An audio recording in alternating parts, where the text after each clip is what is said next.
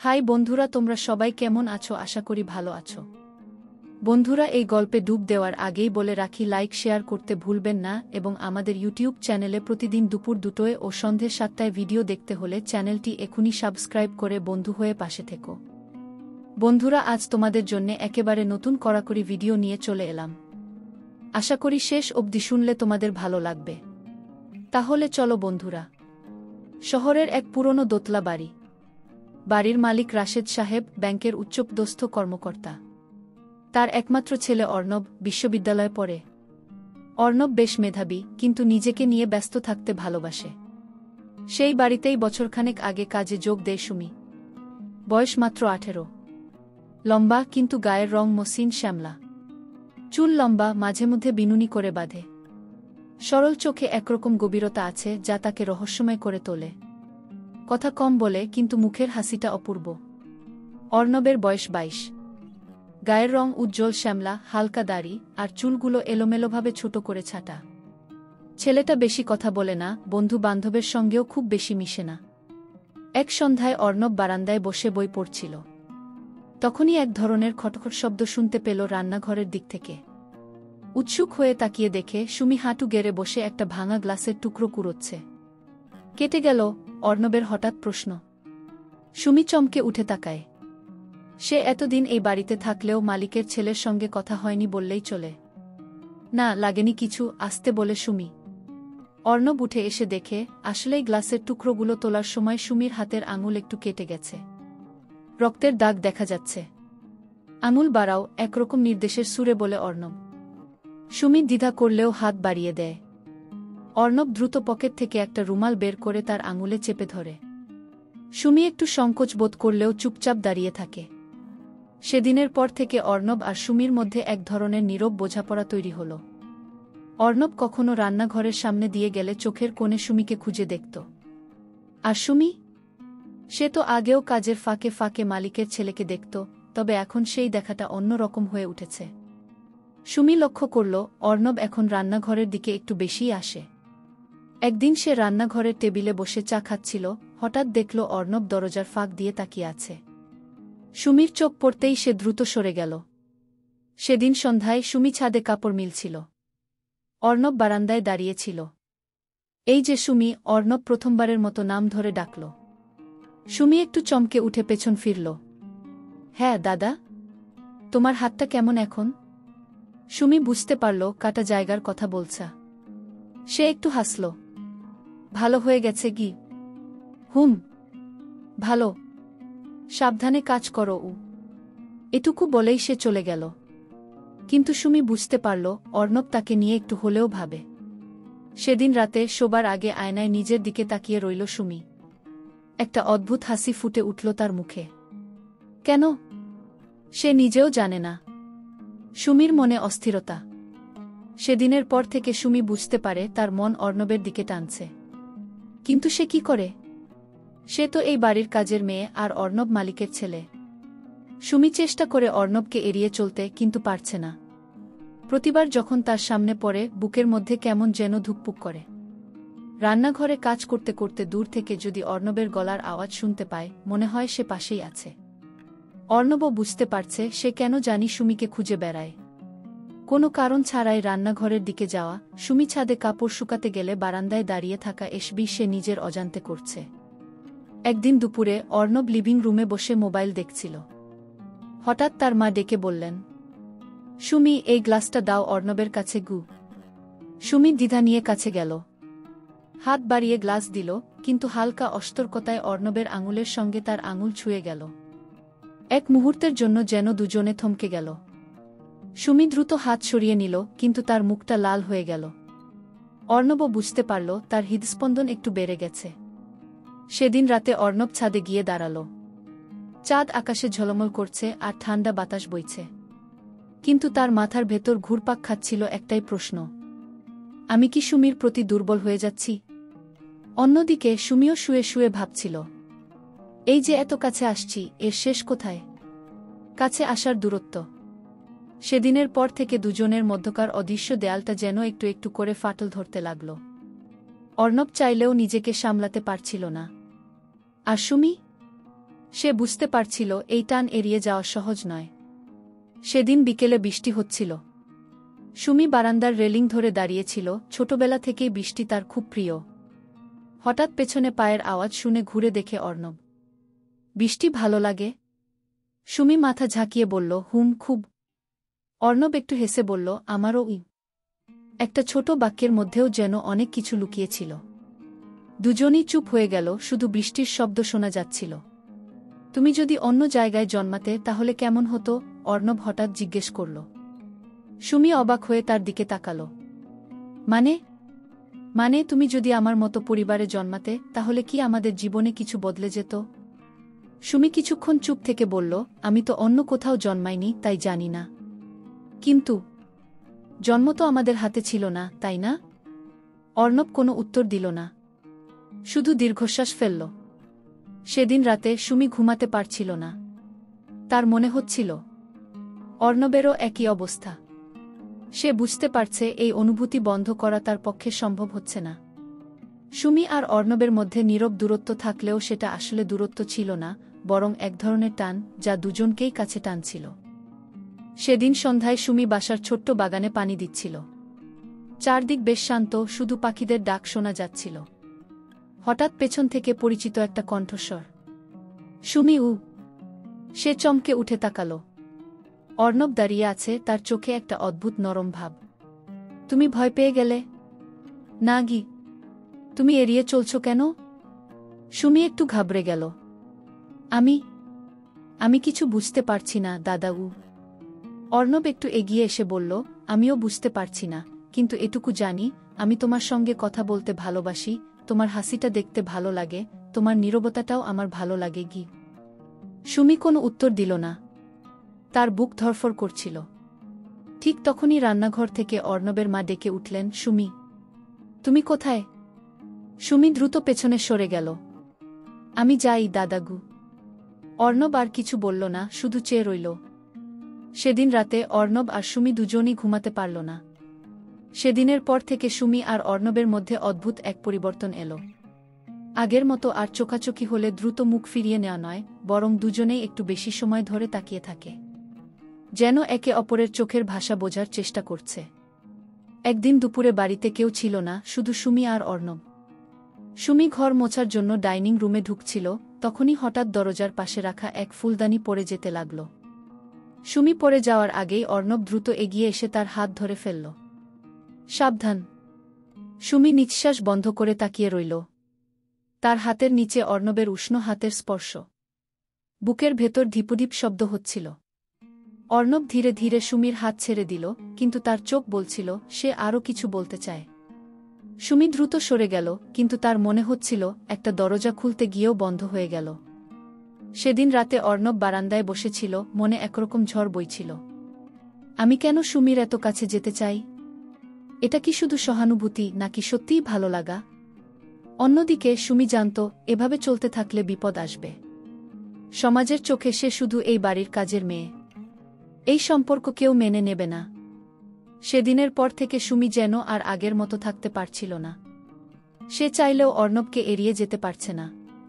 কিন্তু মনে একটাই প্রশ্ন, এই অনুভূতি কি ঠিক? অর্ণবও যেন দ্বিধার মধ্যে পড়ে গিয়েছে। সে জানত সুমি এই বাড়ির কাজের মেয়ে। সমাজের চোখে তাদের সম্পর্ক অসম্ভব। কিন্তু তারপরও কেন সে সুমির কথা ভেবে অস্থির হয়ে পড়ে? কেন সুমির হাসি তাকে এতটা আলোড়িত করে? সেদিন দুপুরে অর্ণব নিজের রুমে বসেছিল। হঠাৎ করিডোর দিয়ে সুমি যাচ্ছিল। তাদের চোখাচোখি হল। সুমি। সুমি থমকে দাঁড়াল। তুমি আমার থেকে দূরে থাকছ কেন? সুমি একটু মাথা নিচু করে বলল, আমি দূরে থাকছি না দাদাগু। তাহলে কথা বলো না কেন?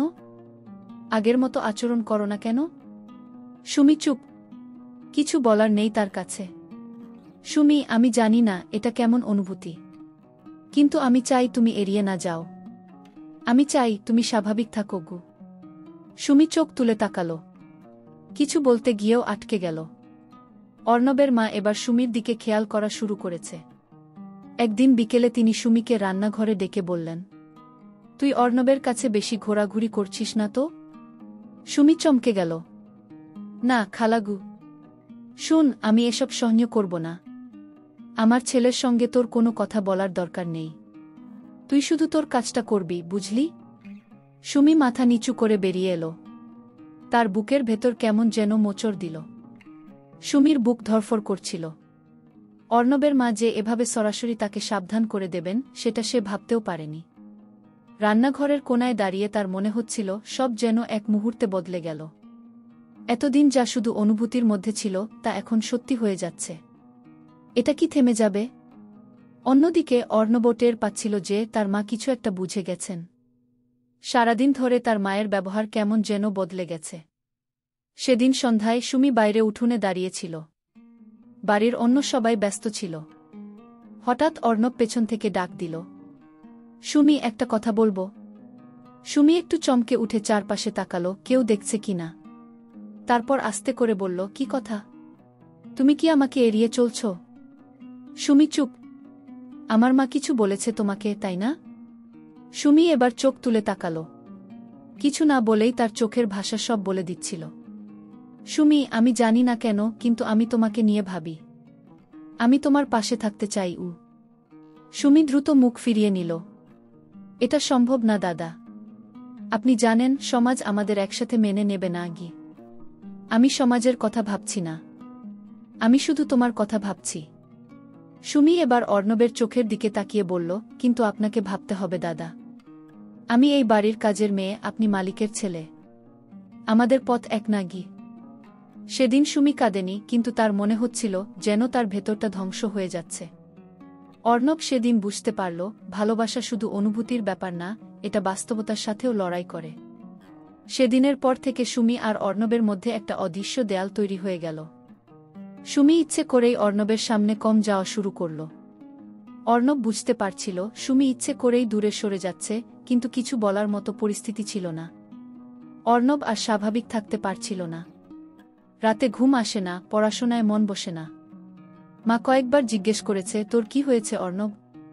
কিন্তু সে উত্তর দিতে পারেনি। একদিন রাতে ছাদে হাঁটছিল অর্ণব। হঠাৎ করিডোর দিয়ে সুমি যাচ্ছিল। তাদের চোখাচোখি হল, কিন্তু সুমি দ্রুত মাথা নিচু করে চলে গেল। অর্ণব ফিসফিস করে বলল, সুমি। কিন্তু সে শুনেও শুনল না। সুমি নিজের মনের সঙ্গে যুদ্ধ করছিল। কিন্তু মনে পড়ে যায় অর্ণবের মায়ের কথা, তুই শুধু তোর কাজ করবি, অন্য কিছু ভাবার দরকার নেই। এই কথাগুলো মনে পড়লেই বুকের ভেতর মোচড় দেয়। একদিন দুপুরে অর্ণবের মা রান্নাঘরে এসে বললেন, সুমি, তোর জন্য একটা ভালো কাজের ব্যবস্থা করেছি। অন্য একটা বাসায় চলে যাবি। সুমি থমকে গেল। মানে আমি এই বাড়ি ছেড়ে চলে যাব? হ্যাঁ, তোর এখানে থাকার দরকার নেই আর। সুমি কথা বলতে পারল না। তার চোখ ঝাপসা হয়ে এলো। সুমি বুঝতে পারছিল তার আর এখানে থাকার সময় শেষ হয়ে আসছে। সুমির বুকের মধ্যে যেন ঝড় বয়ে যাচ্ছিল। বাড়ির কাজের মেয়ের মতো সে এই বাড়িতে এসেছে, কিন্তু কখন যে তার হৃদয় অর্ণবের দিকে ঝুঁকে গেছে তা সে নিজেও জানে না। এখন তাকে এখান থেকে সরিয়ে দেওয়া হবে। অর্ণব জানে না। জানলে কি কিছু করতে পারবে? সেদিন রাতে যখন সবাই ঘুমিয়ে পড়েছে, সুমি চুপচাপ বসেছিল বারান্দায়। হঠাৎ পেছন থেকে একটা চেনা কণ্ঠস্বর, সুমি।